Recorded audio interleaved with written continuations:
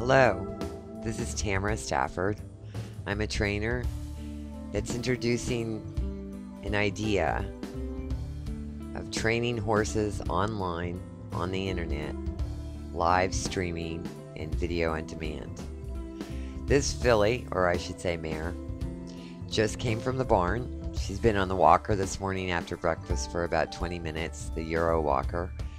And as you can see, she's on the muscle, very bright, happy.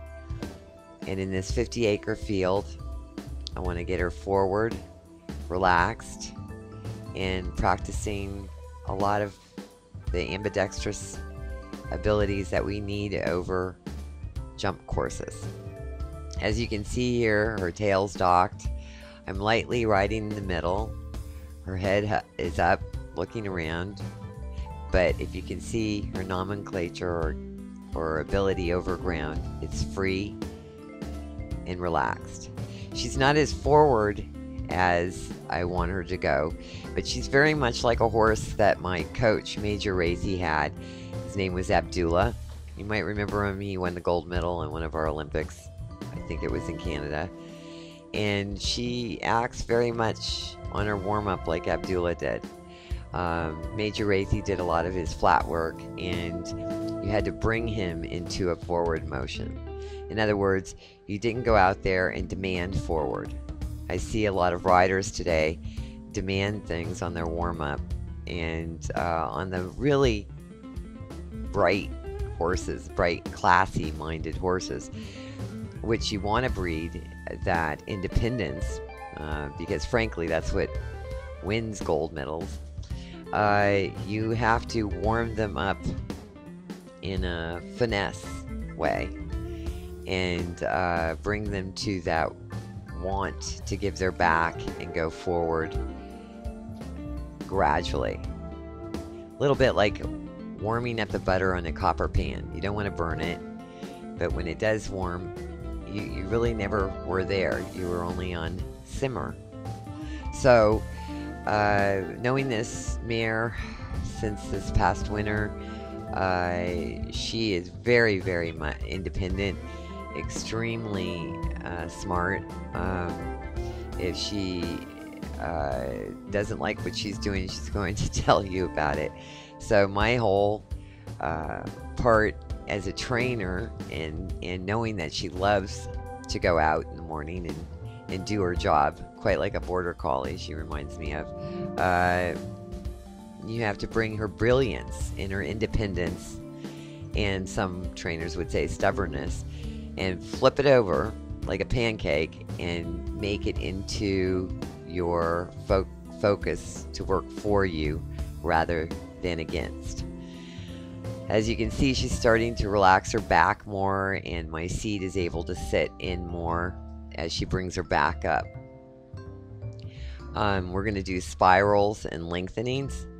Most of these exercises are all for the jumping. I've found quite like that little change she did. She's only been doing changes from behind for about 2.5 weeks now. And I've given her, or established with her outside aids so that it comes from behind, not from the face. Many riders I see today are gag a horse in the face to make them do a change. Well, this is a green horse that if you want true and consistent changes and balanced square haunches, especially in jumping, when you're going from jumps and turning in an instant to go back over a large jump, they have to feel balanced. And when you're bringing a horse along such as this, the main ingredient is to keep them balanced. So you'll see throughout the rides, I'll lift her just as I did with my left hand there to move her shoulder out of the way. This mare has right hind that I've been working on to get as well muscle coordinated and independent as the left hind. And when I met her, that's why she was pretty much stopping with these riders. She didn't really have the right hind underneath her, and she's smart and knows that, well, I can't turn and jump to the left because there's nothing holding me up. And fortunately, she's smart enough that she likes herself, so she doesn't want to fall down. So what does she do? She stops. The amateur trainers would say, or did say, how horrible she was, because look at, she's stopping, and then they start tearing into her with their bits and their spurs and their whips. Because she's so well bred, and racehorses are like this too, they really don't have any element. They're mind over matter. So I saw one trainer just absolutely thrash this horse, and she was adamant. She's mind over matter. You can thrash all you want. She's going to put the brakes on and save herself, and she doesn't really care about her pain threshold is very, very tall. Much like some football players, you can't cry when you break a nail.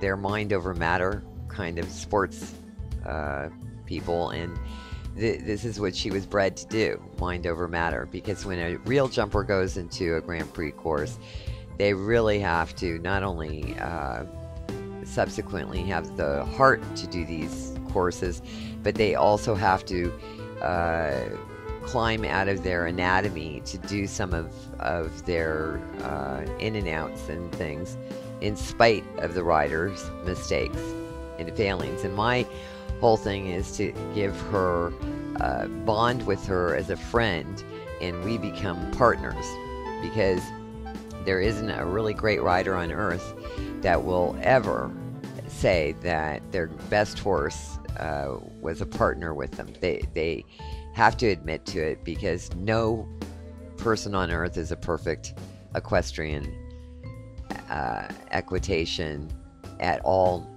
moments in any ride.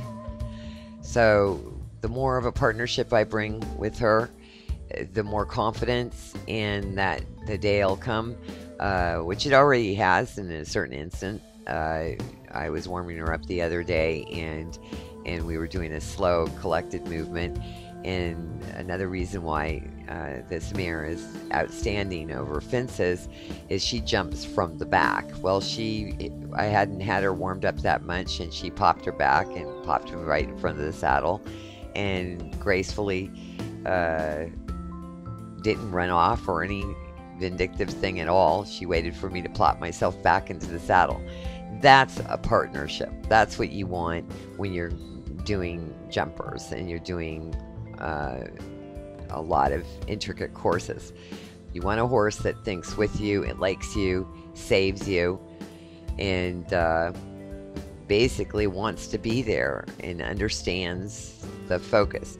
Now, we've done several changes, and you'll see that when I go to the left, I bring my left hand up. This is to give her shoulder, put her head and neck in an area where she can rock back more on that right hind. All this is giving her a little more power takeoff from the right hind, ultimately, because we're developing muscles that, for whatever reasons, haven't been developed over time. So she's becomes ambidextrous, right, left, and everything. When you see me go to the right, you'll see that her left hind is a lot more powerful. Her spirals are effortlessly tight, and her lengthenings are conducive with water over a round rock. Basically, flying lead changes are skipping. As a kid, we all tried to skip, and so you have to have that independence of coordination, and that's what I'm doing in this 50-acre field. See us on the number 2 podcast soon.